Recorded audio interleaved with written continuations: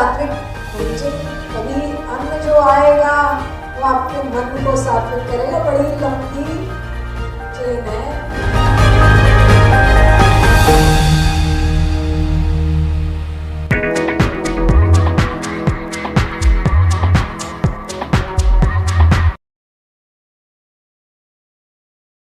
कर्म पे बात करेंगे। क्या सब कुछ पहले से निर्धारित है? या जब हम किसी ज्योतिषी के पास जाते हैं वो कहते हैं नहीं जी ये तो होना ही है, या ये नहीं होना, या आपको डरा देते हैं, क्या ये सब निर्धारित है? या मैं अपने पुरुषार्थ से, अपनी मेहनत से कुछ ऐसा कर सकती हूँ या कर सकता हूँ जो मेरे आने वाली जिंदगी को बदल दे? आजकल मैं बहुत सुनती हूँ कि मैनिफेस्ट कर लेते हैं, ये सबसे ज्यादा चलता है आजकल। सब कह रहे हैं हम मैनिफेस्ट कर लेंगे, जितना ज्यादा सोचेंगे उस बारे में उतना तो वो हो ही जाएगा। और ये यूथ बहुत सोचता है कि आप मैनिफेस्ट करेंगे। आप फिल्म्स देखें, आप टेलीविजन में इंटरव्यूज देखें, सब कह रहे हैं मैनिफेस्ट कर रहे हैं। हमने वो फिल्म करनी थी, हमने वो जॉब करनी थी, हमने मैनिफेस्ट कर लिया। क्यों? क्योंकि हमने उसे बहुत सोचा। बहुत से समझदार लोग टेलीविजन पे आके कह रहे हैं संकल्प से सृष्टि। बात बिल्कुल सही है, संकल्प से सृष्टि होती है, इसी के कारण पुनर्जन्म यानी कि रीबर्थ होता है। और मैं यहाँ पे थोड़ा सा ये एक एग्जाम्पल देती हूँ। आपने एक फिल्म देखी, आपको एक स्त्री, उसमें एक बॉलीवुड हीरोइन बहुत पसंद आई, आपने कहा इसी को मैनिफेस्ट करते हैं, है ना? दीपिका पादुकोण की आपने पिक्चर देखी, आपने कहा इसी को मैनिफेस्ट करते हैं। चलो she is a married woman, let's talk about someone who is not married. इसी को मैनिफेस्ट करते हैं। आप लग गए अपनी मैनिफेस्टेशन में। अब आपने दिन रात उसी का नाम जपा, उसी का नाम जपा, उसी का नाम जपा, उसी का नाम जपा। अब मैनिफेस्टेशन का सत्य जानिए, संकल्प से सृष्टि तो हो जाएगी, मगर ये जरूरी नहीं है कि वो आपकी गर्लफ्रेंड बनेगी या आपको पत्नी रूप में मिलेगी अगली बार। आप उसके घर के बाहर दो भी बन सकते हैं, मैनिफेस्टेशन तो हो जाएगी।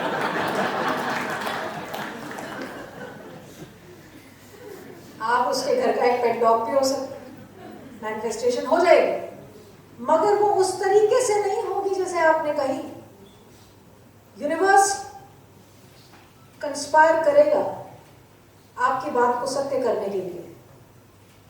आपका प्रेम सच्चा होगा, यूनिवर्स कंस्पायर करेगा, मगर ये जरूरी नहीं है कि वो उस तरीके से आपको मिले जैसे आपने चाहा। तो एक जन्म गवा देंगे आप, इसका ये मतलब हुआ। निष्कर्ष ये है कि एक जन्म गवा दिया जाए, वो मिल जाए मगर एक जन्म गवाया गया, मगर दो भी बन गए। तो इसमें अगर हम समय गवाएं, और ये तो वो भूमि है, गुजरात वो भूमि है, और मैं नतमस्तक हूँ इस भूमि के आगे, क्योंकि ये तो कृष्ण का स्थान है। मैं दिल्ली से आती हूँ, वहाँ वृंदावन है, वहाँ कृष्ण ग्वाले हैं, यहाँ वो राजा हैं। कृष्ण से ऊंचा ज्ञान तो कोई और नहीं दे सकता। अगर इस बात में इतना सत्य होता तो कृष्ण ने स्वयं गीता में कहा होता कि बार बार उसी का नाम लो और उसको पालो। कृष्ण ने नहीं कहा। कृष्ण ने कहा कर्म कर, कर्म के फल की चिंता भी मत कर। बहुत से लोगों को मैं कहती हूँ कि कर्म के फल की चिंता नहीं करो। वो कहते हैं फिर तो हम कर्म ही नहीं करेंगे, और ये बात सही है। क्यों? और यहाँ पे एक गहरा पॉइंट आएगा, आप समझेंगे उसको। मैं बहुत सी बातें कहूंगी जिनके बहुत से कुछ गहरे मतलब निकले। मन का भाव जैसा होगा, अगर आपके कर्म का भी वैसा ही भाव होगा। मेरा मन का भाव है कि बस ये मेरा बॉस जो है, इसको बस मुझे प्रमोशन देनी है, मैं बस अब जो भी इसमें करना है, बटरिंग करनी है, बच्चे के बर्थडे पे पार्टी में केक भेजना है, मैं वो भेजूँ। ये कर्म जो है ये टार्निश्ड है डिजायर से, इच्छाएं हैं इस कर्म में। बॉन्डेज करेगा ऐसा कर्म बंधन में बांध देगा आपको। इसलिए बहुत से लोग कहते हैं नहीं हम तो कर्म योगी हैं, ईश्वर का नाम लेना तो टाइम वेस्ट है। आई बिलीव इन कर्म, पाप पुण्य मैं नहीं जानता, मैं तो कर्म में बिलीव करता हूं। आप जानते नहीं है कर्म क्या है। कर्म योग, अगर कर्म योग है तो ये वह योग है जिसमें इच्छा रहित कर्म करना पड़ेगा। इच्छा हो ही नहीं सकती इसमें। ये भी नहीं हो सकता ये स्त्री से मैं प्रेम करता हूं, मैं यही करूं, मैं यही करूं, मैं यही करूं। इच्छा रहित कर्म। इसके लिए मन की ऐसी स्थिति होनी चाहिए कि मन में ये भाव ही नहीं आए कि ये मुझे चाहिए, मुझे आसक्ति, अटैचमेंट नहीं होनी चाहिए। ये कर्म की स्थिति आप समझते हैं कितनी मुश्किल है। ये कर्म योग की बात करते हैं श्री कृष्ण। साधारण मनुष्य के बस का ही नहीं है ऐसा कर्म करना। ये मैं बड़ी लॉजिकली बता रही हूँ। साधना के बाद भी ऐसा कर्म करना जो बिल्कुल ही निष्काम हो बहुत मुश्किल है। ये अपने आप में एक यज्ञ है। आप जैसे कर्म योग बोल रहे हैं वो एक्चुअली यज्ञ है। ऐसा यज्ञ आपने कर डाला आप मोक्ष को प्राप्त कर जाएंगे। मगर आसक्ति, डिजायर जिस कर्म को, जिस एक्शन को टार्निश करती है या जिसे डिजायर एनवलोप करती है, वह कर्म तो आपको बांध देगा। बॉन्डेज का कर्म है। तो ये कर्म की बात करें श्री कृष्ण को। ये नहीं कह रहे कि कर्म करो, एक्शन में ही रहो। हमारा अंडरस्टैंडिंग है एक्शन, एक्शन में हम रहे, ये मैं कर्म योगी हो गया। तो एक्शन में रहना कर्म योग नहीं है। इसका मतलब इस स्थिति पे कर्म को करने से इसका मतलब है कि मेरे मन की क्या स्थिति होनी चाहिए, मेरे हृदय की क्या स्थिति होनी चाहिए। मैं तो डिजायर से इतना ऊपर उठ जाऊं कि फिर मैं ऐसा कर्म करूं। तो मेरे मन की ऐसी स्थिति कैसे होगी। मन तो बहुत चलायमान है। मन को साधना बहुत मुश्किल है, बहुत ही मुश्किल। कि युद्ध में खड़े अर्जुन को भी कृष्ण ने उपदेश दिया और युद्ध खत्म होने के बाद अर्जुन ने कृष्ण से कहा, मैं भूल गया आपने क्या कहा था, मुझे एक बार दोबारा बताइए आपने क्या कहा था, मैं तो भूल गया। अपना विश्व रूप दिखाया और फिर भी अर्जुन ने कहा मैं भूल गया। इसका मतलब कैसी स्थिति है विष्णु की माया की, जो मन में एक भ्रम की स्थिति डाल देती कि निकलना कितना मुश्किल है। मगर धीरे धीरे अभ्यास से उससे निकला जा सकता है। अभ्यास। और अर्जुन ने ये अभ्यास किया। मगर ये अब लोग महाभारत पढ़ते नहीं है, कहते हैं महाभारत का किताब को घर में ले आएंगे तो घर में युद्ध हो जाएगा। ये एक वास्तु ने अपना एक अलग पॉइंट बनाया। मगर घर में आप जरूर महाभारत लाएं, पढ़ें, क्योंकि anthropology, sociology, psychology, political science, state craft सब कुछ आपको महाभारत में मिलता है। ऐसी कोई चीज नहीं है। ये कहा जाता है जो दुनिया में है वो वेद व्यास के इस रचित ग्रंथ में है, और जो दुनिया में नहीं है महाभारत में वो फिर भी मिल जाएगा। इतना परिपूर्ण ग्रंथ है, पर हम अपने ग्रंथों को ही अब नहीं पढ़ते, अपने शास्त्र को ही अब नहीं पढ़ते। यहां पर एक पॉइंट, अर्जुन की एक ऐसी स्थिति आई कि सूक्ष्म शरीर भस्म हो गया। सूक्ष्म शरीर, एस्ट्रल बॉडी भस्म हो गया और अर्जुन परमहंस की स्थिति में आ गए। वो परमहंस की स्थिति, जब सूक्ष्म शरीर भस्म होता है, वो अकर्म की स्थिति होती है। बहुत से लोग कहते हैं इन एक्शन, अकर्म। हम तो अकर्म, अगर कर्म योग नहीं कर सकते अकर्म में आ जाओ। अकर्म की स्थिति महात्मा की होती है। सब विरक्ति हो जाती है, डिटैचमेंट हो जाती है, वो स्थिति आ जाती है कि सूक्ष्म शरीर अब भस्म हो गया। सूक्ष्म शरीर जिसमें मनोमय कोश है, प्राणमय कोश है और कुछ हद तक विज्ञानमय कोश भी है। मन की सारी आसक्तियां उसमें भस्म हो गई, तो अकर्म की स्थिति आती है। वह कर्म, अकर्म का मतलब इनएक्शन नहीं है, वह कर्म जिसमें अब बिल्कुल आसक्ति, कोई डिजायर की स्थिति नहीं है, जो महात्माओं की स्थिति होती है कि बस उठे और नित्य ईश्वर का नाम लिया, भजन तप जब तक ध्यान किया और आगे बढ़े। अब इतना सब आगे पहुंचना बहुत मुश्किल है सबके लिए। तो सिंपली अगर इसको समझा जाए, हम समझें कि हमारा जीवन चल रहा है, क्या हम इसे बदल सकते हैं, इसे जाने। ये थोड़ा सा एक बैकग्राउंड दिया, मैं यहाँ आती हूँ। तो सबसे पहले जानना पड़ेगा प्रारब्ध कर्म। हम पैदा हुए, एक समय आया, हम पैदा हुए, हमारे कंट्रोल में नहीं था। वो तो एक उन्माद की स्थिति हुई, एक विवाहित कपल था उसके बीच में, और एक सोल कॉन्ट्रैक्ट हुआ और हम आ गए। अब जिस समय हम पैदा हुए या जो हम कहते हैं आपकी कुंडली बनी या ज्योतिष में जो आपका चार्ट बना, उसने निर्धारित किया आपके आने वाला समय। मेरे पास लोग आते हैं, कहते हैं मेरे 20वें साल में बताइए, मेरे 30th ईयर में बताइए, मेरे 40th ईयर में बताइए क्या हो रहा है। तो जब वो व्यक्ति पैदा हुआ है वहां से हम बताते हैं कि 40th ईयर में क्या होगा, 50वें साल में क्या होगा। इसका मतलब वो समय जो है वो बीज लिए बैठा है 50वें साल का।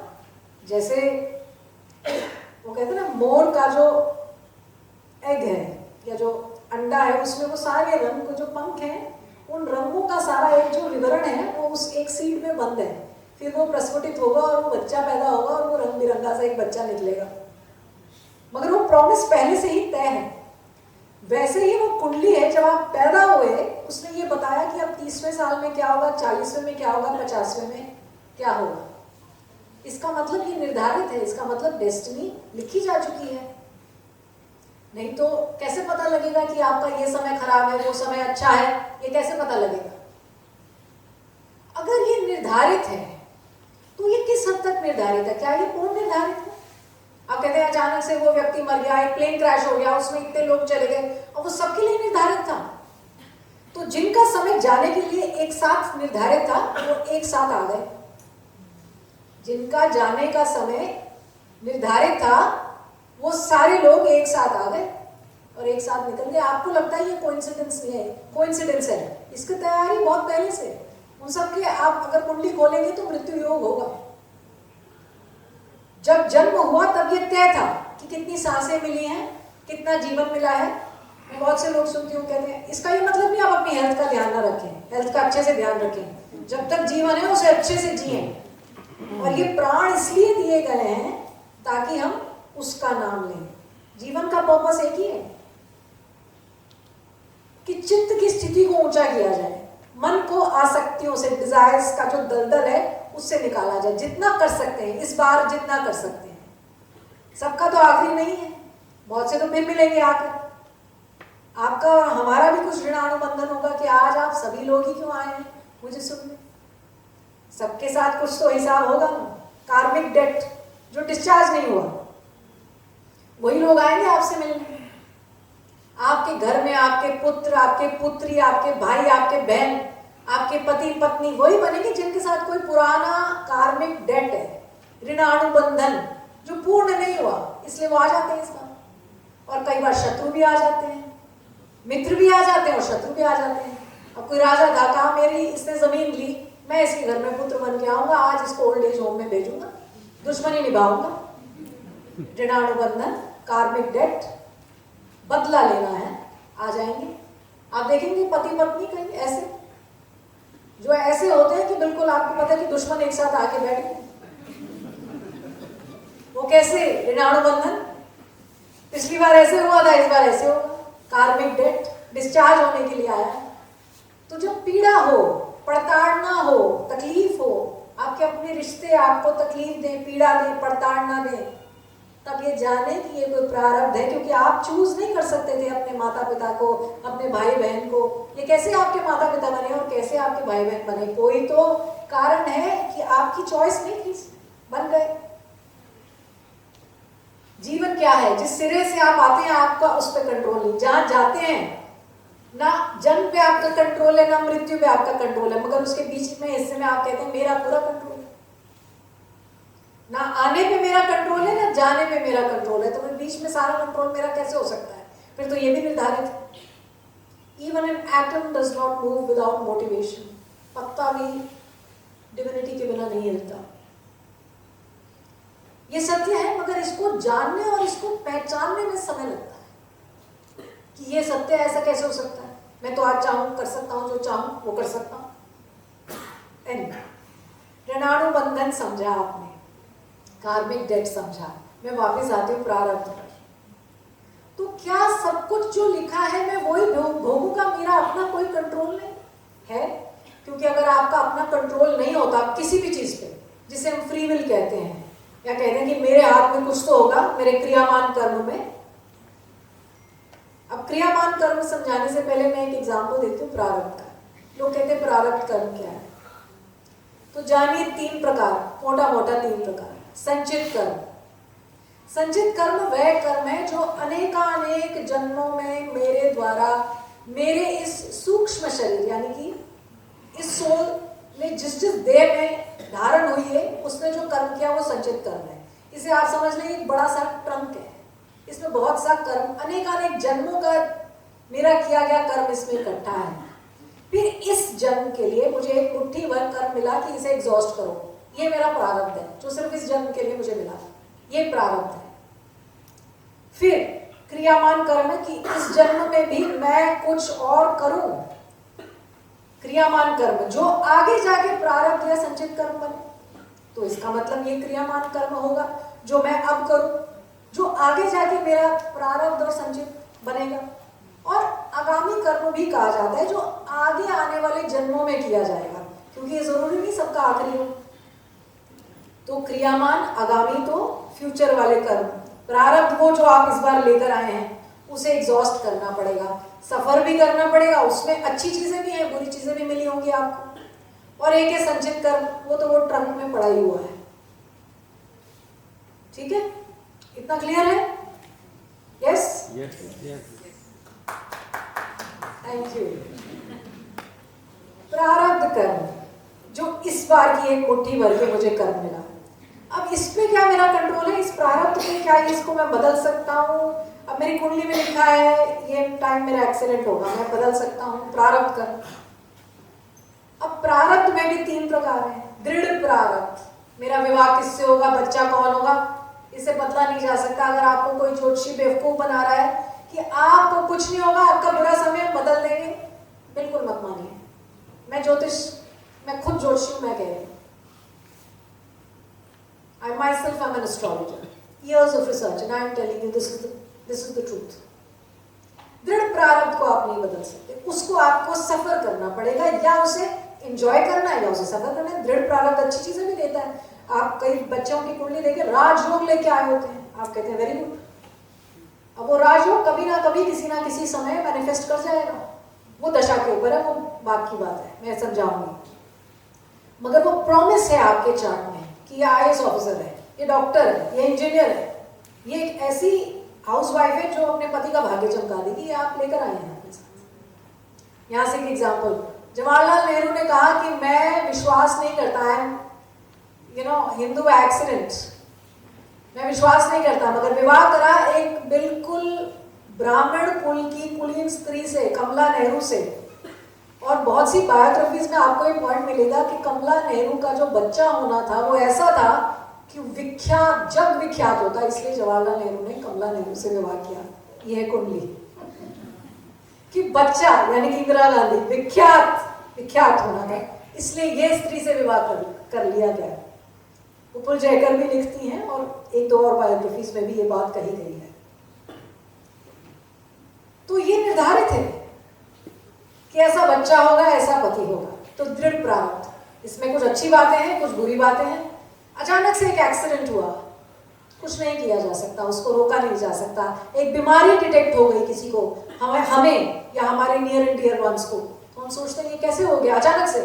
आपको लग रहा है अचानक, मगर काल चक्र में ये घटना लिखी हुई थी, सिर्फ प्रकाशित हुई है अभी।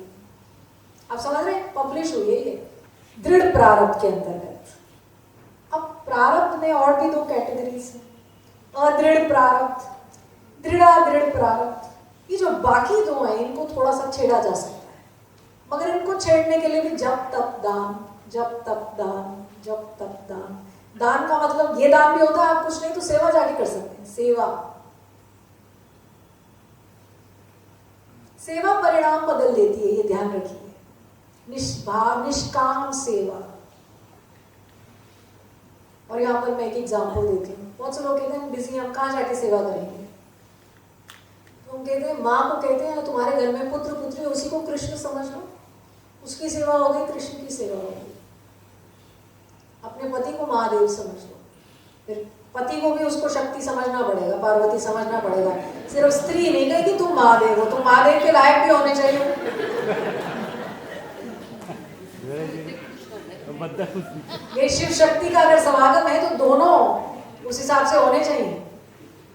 मगर ये जो ऑनेस्टी है एक रिश्ते में, या ये जो डेडिकेशन है, या ये जो सेवा है, ये अपने आप में एक बड़ा ही ऊंची पद्धति दे देती है। क्योंकि डिवोशन से की जाए तो चित्त की स्थिति को बहुत ऊंचा ले जाती है। व्यास जी से पूछा कि इतने देवता एक बार इकट्ठे हुए, उन्होंने व्यास जी से पूछा कि अब ये कलयुग आ रहा है, इसमें कैसा रहेगा विधान, कैसा रहेगा। तो ये तो हम सब जानते हैं, कलयुग केवल नाम आधारा। व्यास जी कहते हैं धन्य कली धन्य शूद्र धन्य नारी, धन्य कली धन्य शूद्र धन्य नारी। इसमें यही 3 पार लगेंगे, यही 2 पार लगेंगे। ये ऐसा युग है, मगर ये युग में भी खासियत है। क्योंकि अब लोग कहते हैं हम कल युग में इसको कोसते हैं। जो सतयुग में जिस चीज को करने में 1000 साल लगते थे, आज वो एक दिन में आप नाम लेंगे, आप उसमें इतनी स्पीड है। क्योंकि इसमें माया इतनी फैली हुई है कि ईश्वर का नाम लेने वाले लोग ही बहुत कम हैं। इसलिए अपना समय इस बात में ना बर्बाद करें कि मैं मैनिफेस्ट करूंगा, मुझे एप्पल में नौकरी मिलेगी, मुझे इन्फोसिस में मिलेगी। अगर मिलनी, आप ईश्वर का नाम लें, अपना कार्य अच्छे से करें, मिलनी होगी, मिल जाएगी। आप अपने आप को, अगर आपको कोई कोर्स करना है जरूर करें। अगर आपको अपने आप को निखारना है, अपनी स्किल को निखारें। मुझे मिल जाए एप्पल, मिल जाए एप्पल, मिल जाए एप्पल। ऑरेंज मिल सकता है, एप्पल का मैं कह नहीं सकती। ये जानिए, इसलिए इसमें समय नहीं बर्बाद करना चाहिए। मैं वापस आता हूँ, धन्य कली धन्य शूद्र धन्य नारी। कलयुग में हर चीज स्पीडीली होगी। माया का प्रभाव ऐसा है कि ईश्वर का नाम लेने का रिजल्ट बड़ी जल्दी मिलेगा। नारी को इसलिए कहा गया, चाहे लोग आज कुछ भी कह रहे हैं, बहुत सारे इंसिडेंट्स ऐसे हो रहे हैं। देखिए, अब ये कुछ समय का प्रभाव है, मगर ये जानिए आत्माओं का जेंडर नहीं होता है। जो आज स्त्री है वो पिछली बार पुरुष हो सकता था, या अगली बार पुरुष हो जाएगा। जिसने जिसको पहले मारा, इस बार उसने बदला ले लिया। कई बार ऐसा भी होता है, आत्माएं वापिस आती हैं अपना ही बदला लेने, रिवेंज घुमाती हैं, ऐसा भी होता है। इसलिए कहते हैं कि ये स्त्री तो खराब है, या स्त्री वर्ग खराब है, पुरुष वर्ग खराब है, ऐसा नहीं होता। मगर सेवा, नारी में डिवोशन जो है ना, ऐसी चीज है कि डिवोशन से वो निर्भय हो जाती है। प्रेम ऐसा करती है, गहरा करती है कि उस प्रेम में फिर छल कपट का भाव नहीं आता। नारी इसलिए बहुत ऊंची मानी गई है, नारी शक्ति ऊंची मानी गई। सेल्फलेस लव, सेल्फलेस सेवा करने का जो एक भगवान ने बनाया है ऐसा नारी को, और कलयुग में वो फिर भी अपने धर्म पर टिकी रहेगी। इसलिए व्यास जी कहते हैं धन्य नारी। शूद्र सेवा फिर भी करता रहेगा, बाकी वर्ण खराब हो जाएंगे, ऐसा कहा जाता है कलयुग में। बाकी वर्ण खराब हो जाएंगे, शूद्र कहेगा कोई बात नहीं, मैं सेवा फिर भी करता रहूंगा। इसलिए व्यास जी क्या कर रहे हैं, मैं उन्हीं को कोट कर रही हूँ, धन्य कली धन्य शूद्र धन्य नारी। इस युग में ये 3 पार लगेंगे। इसका मतलब नहीं इसमें पुरुष पार नहीं लग रहे, मगर मैं व्यास जी की कथनी कह रही हूँ, इन 3 के लिए आसान है। माने कलयुग में स्पीड है तो आपको फायदा होगा, वो तो सभी को होगा, चाहे आप पुरुष हैं चाहे आप नारी। प्रारब्ध, वापिस मैं बहुत सी कहानियां कहती हूँ फिर वापिस आती हूँ। दृढ़ प्रारब्ध और अदृढ़ प्रारब्ध, इसको छेड़ा जा सकता है। इसको कैसे छेड़ा जा सकता है? इसको क्रियामान कर्म से छेड़ा जा सकता है। क्रियामान कर्म जो मेरे पास अभी ऑप्शन है, मैं अपनी डिस्क्रिमिनेशन यूज कर सकता हूँ, कर सकती हूँ, विवेक यूज कर सकता हूँ, कर सकती हूँ, आने वाले समय में अब क्या डिसीजन लेना है। अब आप कहें ये कैसे पता लगेगा कि ये क्रियामान कर्म हो रहा है या ये मैं प्रारब्ध के कारण ही करूँ? ये कोई नहीं बता सकता। ये तो फिर मीरा जी का एक भजन है, कर्म की गति न्यारी संतों, गहनों कर्मणा गति। ये मनसा वाचा कर्मणा, ये कोई साधारण गुत्थी नहीं है। आप सोचें कि मैंने किया नहीं, हाथ से नहीं किया, मन में सोचा, ये जो मन का भाव है गड़बड़ कर देगा। अब 2 व्यक्ति हैं, उन्होंने आके कहा, एक स्त्री की मदद की, एक लेडी है वो परेशान है, आप 2 ने उसकी मदद की। एक ने इस भाव से की कि इससे मुझे क्या फायदा होगा, मैं इसको कैसे बेवकूफ बनाऊं, इसको कैसे मीठी बातें करूं, इसके पैसे कैसे निकालूं, और दूसरे ने कहा नहीं मेरा क्या जा रहा है, अकेली है, मदद कर देता हूं। दोनों ने वही काम किया, मगर एक तामसिक कर्म है, एक सात्विक कर्म है। रिजल्ट सेम है, दोनों ने उसकी कोई मदद की, दोनों ने कहा चलो एक ट्रेन पे बिठा दे, ऐसा कर दे, मगर मोटिवेशन क्या थी उस कर्म के पीछे, इंटेंशन क्या थी आपकी उस कर्म के पीछे, वो उसको निर्धारित कर देगा, आपको फल वैसा ही मिलेगा। अब कर्म आपने ऐसा किया क्योंकि आपके चित्त की, आपके मानसिक स्थिति सात्विक राज से किया, तामसिक थी। अब ये भी ध्यान रखिए कि अन्न का असर पड़ता है मन पर, आप अच्छे से जानते हैं, जैसा खाओ अन्न वैसा रहे मन, जानते हैं। अन्न में विकार हुआ तो मन में विकार होगा, मन में विकार हुआ कर्म में विकार होगा, कर्म में विकार हुआ तो अन्न में विकार कैसे हो सकता है। आपने कर्म किया, आपने कहा ब्राइब ले ली जाए इसमें से, उस ब्राइब का अन्न खाया, उसमें आपके क्या सारे फैमिली के अन्न में विकार आ गया, उनका भी मन वैसा होने लग गया। सात्विक कहा जाता है इसलिए। कोशिश करनी है सत्य के रास्ते पे रहने की। सत्य, ये तो सब समझते हैं सत्य क्या है। मैं ऐसे कहूँगी डिटैच हो जाओ, ये कर दो वो कर दो, बड़ा कई बार मुश्किल हो जाता है, मगर सत्य पे रहना सबको आता है, जानते हैं सत्य क्या है, और सत्य ही धर्म है। सत्य अग्नि की धार है। ज्वाला जी है ना, जहाँ पर अग्नि जलती है वहाँ पर माँ सती की जिह्वा गिरी है। तो आप जानते हैं कि हम कहते हैं साधु मौन रहता है, या हम मौन का अभ्यास करते हैं। मौन का अभ्यास करने से शरीर में अग्नि बढ़ती है, सत्य ही अग्नि है।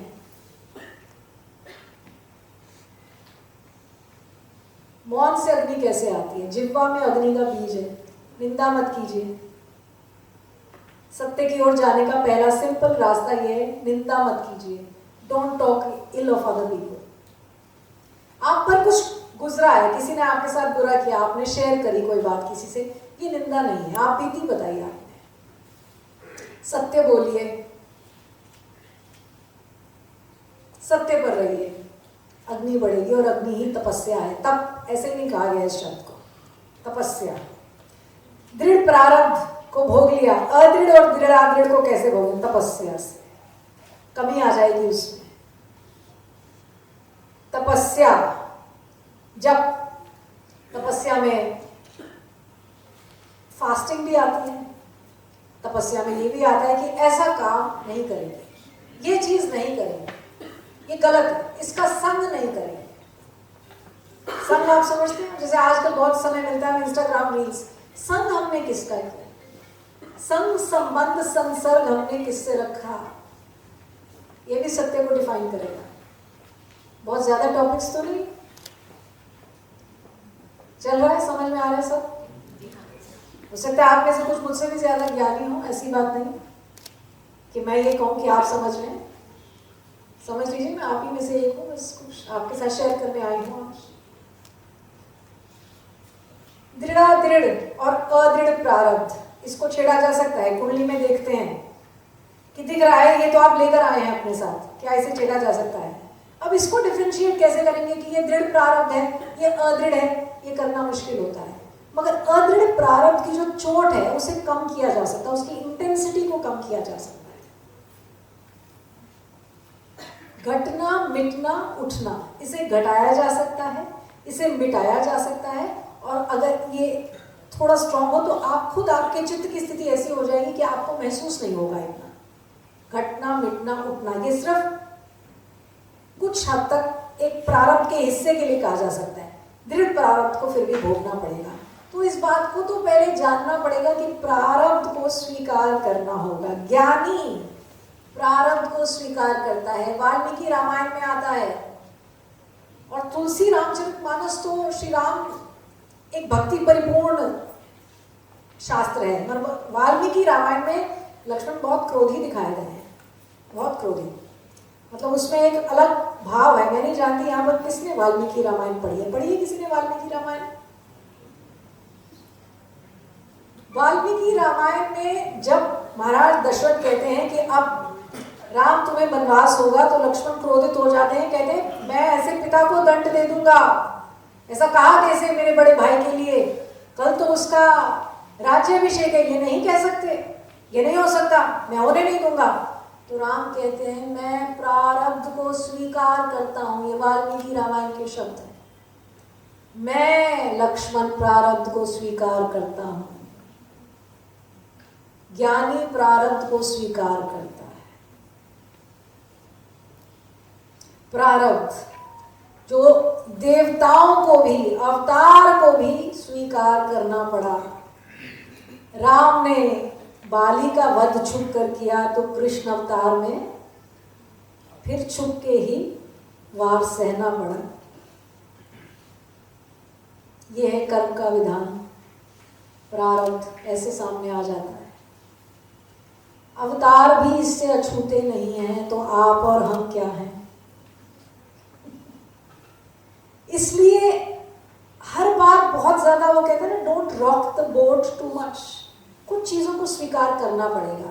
कई बार हम एक शरीर पाते हैं, उसकी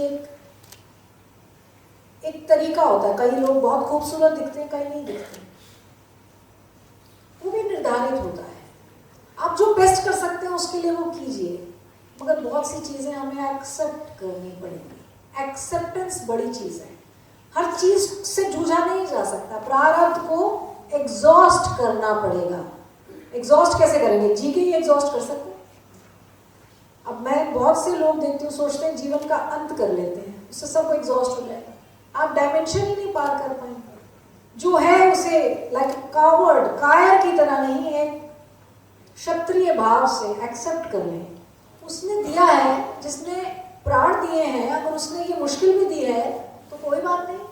इसका मतलब मेरे कंधों में अभी जान है, मैं इसको बर्दाश्त कर सकता हूँ या कर सकती हूँ, कोई बात नहीं। आगे बढ़ेंगे, मगर आगे बढ़ेंगे उसका नाम लेके। उसके नाम की महिमा बहुत है। अगर मुझसे बहुत से लोग कहते हैं हम बोर हो जाते हैं ईश्वर का नाम लेते लेते, हम हनुमान चालीसा पढ़ते हैं, सोचते हैं वो साड़ी में फॉल लगी है कि नहीं, मेरे जॉब में ये हो, तब भी वो इफेक्ट देगा। हनुमान चालीसा का तब भी इफेक्ट आएगा। हनुमान चालीसा का क्या, किसी भी मंत्र का तब भी इफेक्ट आएगा अगर आप थोड़े से मन आपका कहीं और लगा हुआ है, तब भी वो इफेक्ट देगा। और यहाँ मैं एक और बात कहना चाहूँगी। ये सब लोग, ये आप लोग अपनी फैमिलीज में ट्राई कर सकते हैं, अपनी कॉलोनीज में ट्राई कर सकते हैं। जब ग्रुप्स में हम ईश्वर का नाम लेते हैं, जब सामूहिक चांट्स होती हैं, तो जो वाइब्रेशन क्रिएट होती है वो बहुत पावरफुल होती है। उससे उस राज्य का, उस फैमिली का अदृढ़ प्रारब्ध बदला जा सकता है। आप एक साथ बैठे, आप मान लीजिए आप 5 लोग हैं आपकी फैमिली में, आप 5 लोगों ने कहा हम 7 बार हनुमान चालीसा पढ़ेंगे, सब पे 35 का प्रभाव पड़ेगा।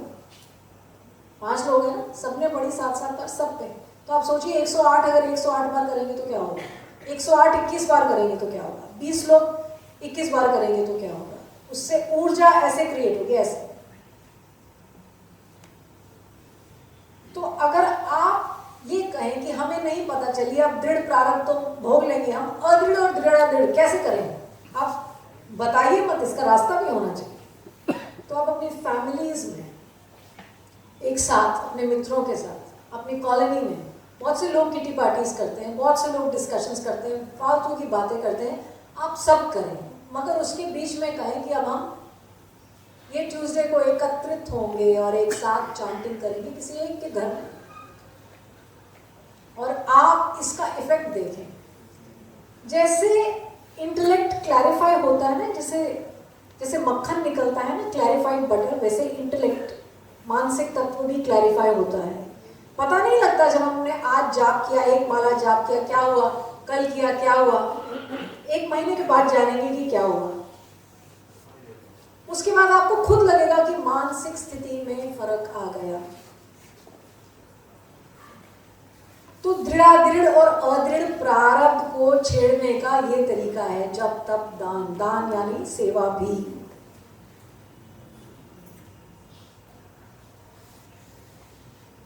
और क्रियामान कर्म, जो कि हमारा अब जो हमारी डिस्क्रिमिनेशन है, जिसपे हम आगे काम कर सकते हैं, इसमें अगर ये काम किया जाए, जब तब दान, जब तब सेवा,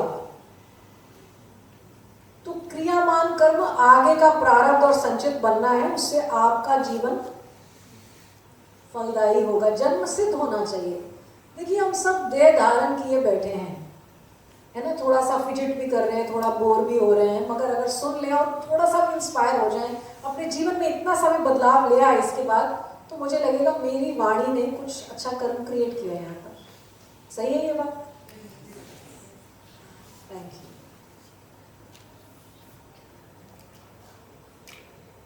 मैं एक छोटी सी कहानी सुनाती हूँ यहाँ, महाभारत की बड़ी ब्यूटीफुल एक छोटी सी कहानी है।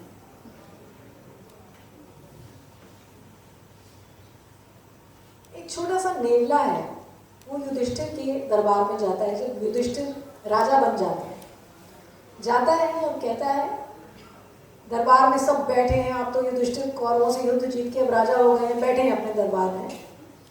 और ये नेवला जाता है उस दरबार में और कहता है, राजन तुमने राजसूय यज्ञ तो किया, पर मुझे इसमें कुछ खास कुछ लगा नहीं कि आपने कुछ किया, उतना फलदायी यज्ञ मुझे नहीं लगा। तो सब दरबार में सोचते हैं कि नेवला जो कि बड़ा अजीब सा दिख रहा है, एक साइड इसकी गोल्डन है, एक साइड इसकी मटमैली ब्राउन सी है, ये आके ये कह रहे हैं युधिष्ठिर को कि राजन इस राजसूय यज्ञ में वो बात नहीं। तो सब हैरान होते हैं, वो कहते हैं नेवला आके ये बात बोल रहा है कि ऐसा ये राजसूय यज्ञ में वो बात नहीं। तो कहते हैं अच्छा कैसे? तो कहते हैं राजन, मैं पहले कुछ साल पहले यहाँ पर ड्रॉट आया था, खाने की बिल्कुल भुखमरी हो गई थी। जिस इलाके से मैं आया हूँ वहाँ पर एक शिक्षक था, भुखमरी थी। शिक्षक अपनी फैमिली के साथ, अपने परिवार के साथ रहता था और खाना कम मिलता था, मगर वो फिर भी शिक्षा देता रहा अपने शिष्यों को। फिर मैं उसके घर कभी कभी जाता था कि शायद कुछ खाने को मिल जाए, कुछ खास मिलता नहीं होता था। फिर बहुत ही ज़्यादा भुखमरी हो गई, तो मैंने देखा एक दिन वो फैमिली ने खाना बनाया और एक सन्यासी आया। उनका भाव था अतिथि देवो भव, ये भाव आज हम भूल गए हैं। जाने कौन देव आया है उस रूप में, हमारा ही कोई कर्म काट के ले जाएगा हमारे घर भोजन ग्रहण करके। ये बात आप याद रखिएगा। तो एक सन्यासी आया और कहा मैंने बहुत दिन से खाना नहीं खाया। तो शिक्षक ने जो ज्यादा खाना था उस सन्यासी को दिया और कुछ अपनी पत्नी और अपने बच्चों के लिए रखा। और सन्यासी ने खाना प्राप्त किया और सन्यासी चले गए। उसके बाद शिक्षक और पत्नी ने कुछ दिन खाना खाया और ऐसा भुखमरी थी कि उन्होंने प्राण त्याग दिया। मगर अगर उस दिन सन्यासी को इतना खाना ना दिया होता, ये नेवला कहता है, तो शायद बच जाते। अब जब वो मर गए राजन, तो मैंने उस घर में जो बचा कुचा था वो क्रम्स वो खा लिए और कुछ थोड़ा सा आटा एक जगह गिरा था, मैं उस पर लौट गया राजन और मैं सुनहरी हो गया। आधा हिस्सा मेरे शरीर का सुनहरी हो गया। मगर मैं तुम्हारे राजसूय यज्ञ में आया, मेरा दूसरा हिस्सा तो सुनहरी नहीं हुआ, मैं तो वैसा ही हूँ अभी। एक हिस्सा सुनहरी है, एक नहीं। तो उसका यज्ञ तुमसे उच्च स्तर का था, तुम्हारा ये राजसूय यज्ञ कुछ नहीं।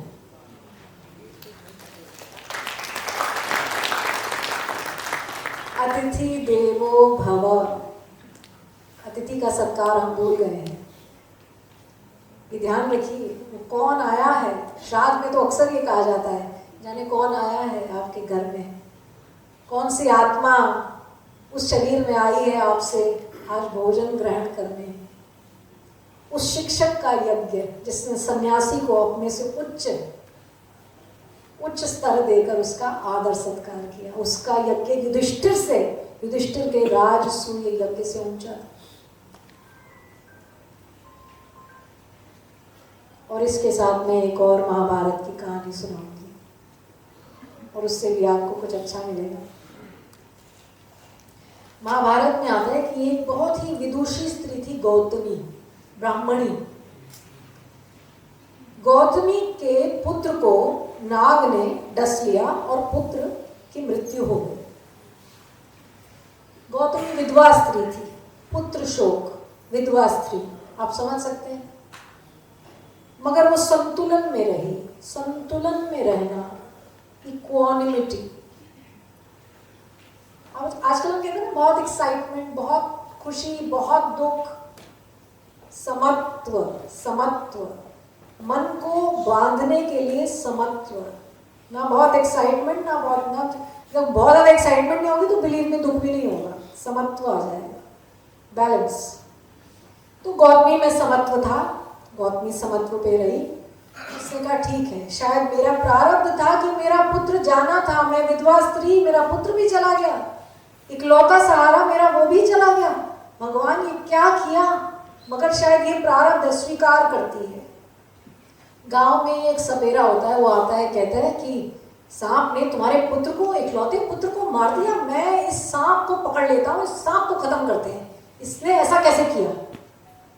सपेरा सांप को पकड़ लेता है, उसे लेकर आता है गौतमी के सम्मुख, कहता है इसको तो दंड देंगे, इसने तुम्हारे पुत्र को मारा है, इसको दंड देंगे।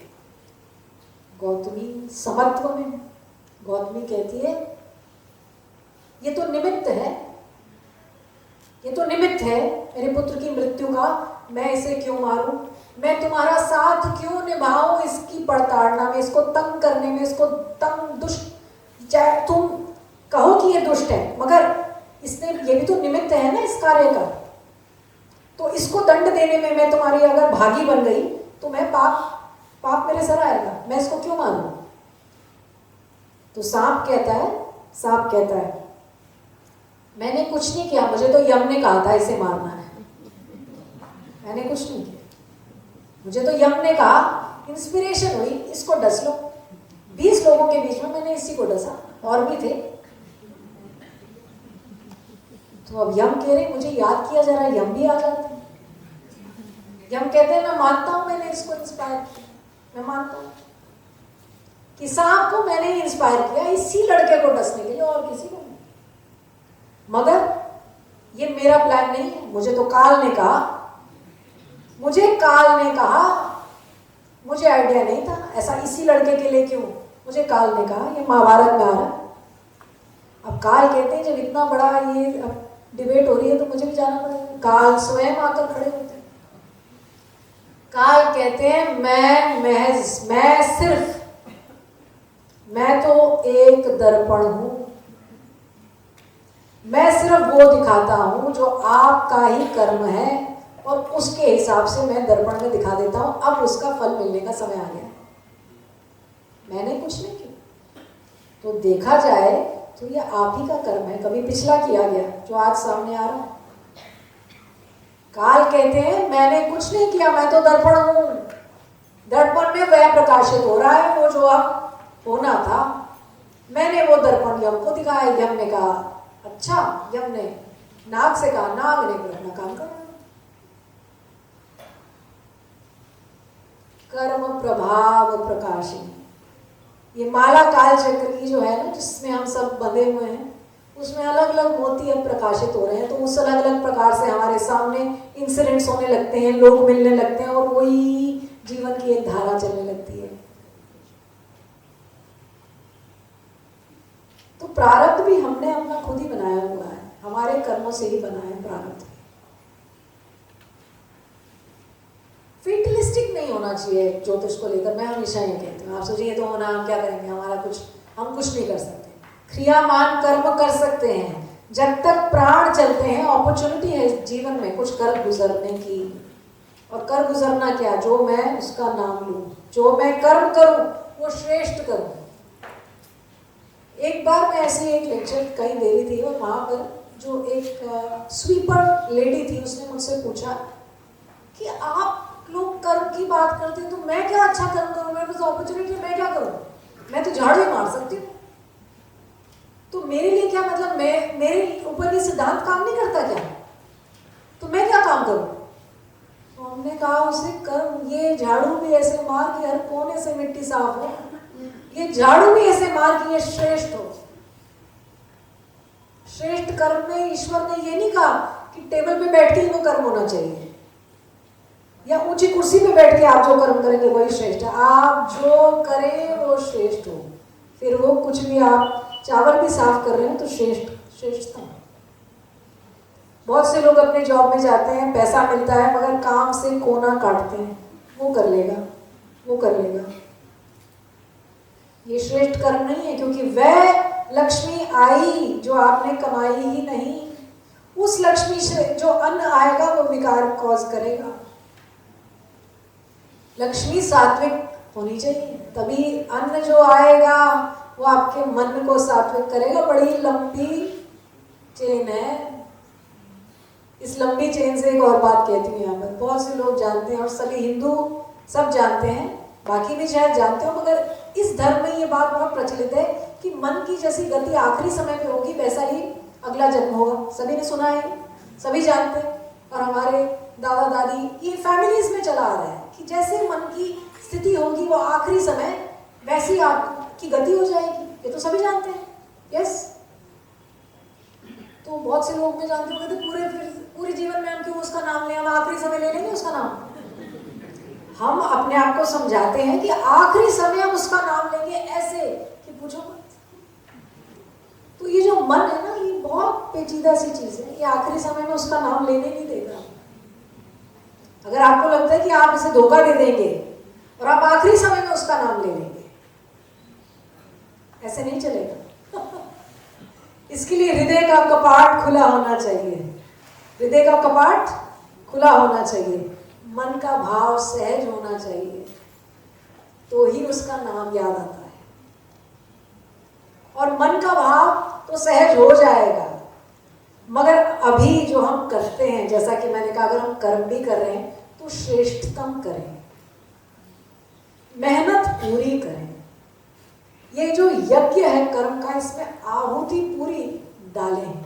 अगर हमने इसमें आहुति नहीं डाली तो ये यज्ञ नहीं बनेगा, और इसके आसपास फिर सब मन अन्न सब खराब दिखेंगे।